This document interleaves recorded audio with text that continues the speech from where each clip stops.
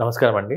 నా పేరు డాక్టర్ అరవింద్ సాగర్. నేను general, laser, advanced laparoscopic and robotic surgeon, Shreshta multi speciality hospital, Ashok Nagar, RC Puram, Hyderabad. నేను ఈరోజు చెప్పబోయే టాపిక్ చాలా కామన్‌గా అందరూ ఫేస్ చేసే టాపిక్ అండి.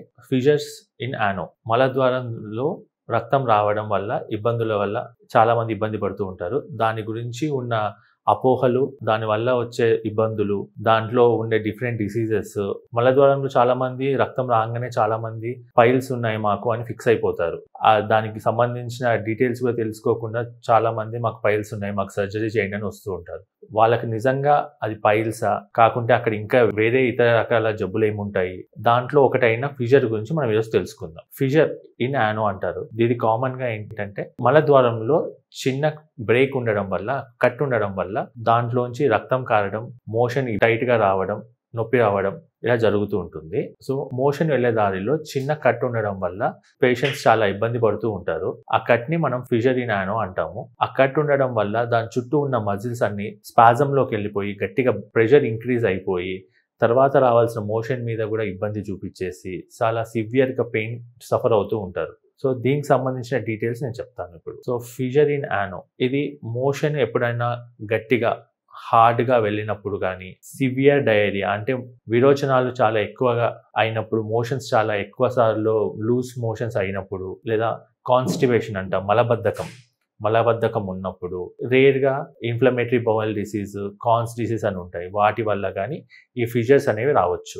కొన్నిసార్లు రేర్గా టీబీ వల్ల కానీ, లుకేమియా వల్ల కానీ, యానల్ క్యాన్సర్స్, మలద్వారం దగ్గర ఉన్న క్యాన్సర్స్ వల్ల కూడా ఈ ఫిషర్స్ అనేవి రావచ్చు. ఈ ఫిషర్స్ అనేవి ఏ ఏజ్ గ్రూప్లో అయినా కూడా రావచ్చు. చిన్నపిల్లల దగ్గర నుంచి పెద్దవాళ్ళ వరకు ఎవరికైనా రావచ్చు.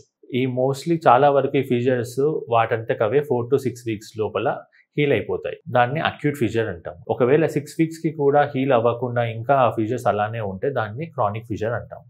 సో ఈ ఫిషర్స్ వల్ల ఏ ఇబ్బందులు వస్తాయి, ఫిషర్స్ అని ఎలా తెలుసుకోవాలి? మొదటిగా మోషన్ వెళ్ళేటప్పుడు చాలా సివియర్గా పెయిన్ వస్తుంది. తర్వాత మోషన్ వెళ్ళిన తర్వాత బర్నింగ్ సెన్సేషన్, ఒక మంట లాంటి ఫీలింగ్ చాలా గంటల వరకు అలానే ఉంటుంది. నెక్స్ట్ మోషన్ వెళ్ళే దారిలో ఇచ్చింగ్ అంటే దురదలా ఉంటుంది, చాలాసేపటి వరకు దురదలా ఉంటుంది. అండ్ మోషన్ వెళ్ళే దారిలో ఏదో చిన్న పిలకలాగా తగులుతుంది, స్కిన్ ట్యాగ్ అంటారు దాన్ని, అలా పిలకలా తగులుతూ ఉంటుంది. సో ఈ ఫిషర్స్ వల్ల చాలా మంది ఇబ్బంది పడుతూ ఉంటారు. ఒక్కసారి మనం హార్డ్గా మోషన్ పోయినా కూడా మనకు ఫిషర్ రావచ్చు. టైంకి ప్రాపర్గా దానికి ట్రీట్మెంట్ తీసుకొని, మనం ఫుడ్ హ్యాబిట్స్ మార్చుకొని, మోషన్ హ్యాబిట్స్ మార్చుకుంటే మెడిసిన్స్ తోటి చాలా వరకు క్యూర్ అయిపోతుంది. 4 to 6 వీక్స్లో క్యూర్ అయిపోతుంది. 4 to 6 వీక్స్ లోపల కూడా క్యూర్ అవ్వకుండా దాన్ని నెగ్లెక్ట్ చేసి మనము ఏం కాదులే ఇది కామనే అనుకొని నెగ్లెక్ట్ చేసినప్పుడు ఏమవుతుందంటే ఫ్యూచర్లో అది ఇంకా సివియర్గా అయ్యి మోషన్ బయటికి రావడానికే చాలా బలం పెట్టాల్సి రావడము,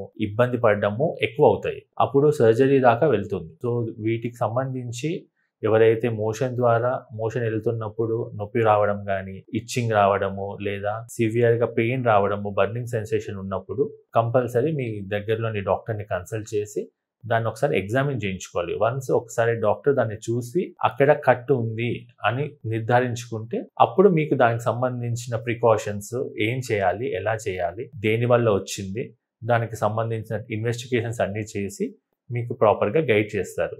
వీటిని చాలా వరకు మొదటి స్టేజ్లో మనం ముందే గమనించగలిగితే తొందరగా ఓన్లీ మెడిసిన్స్ తోటి, ఫుడ్ హ్యాబిట్స్, మన డే టు డే యాక్టివిటీస్ని కొంచెం మార్చుకొని తగ్గించుకోవచ్చు.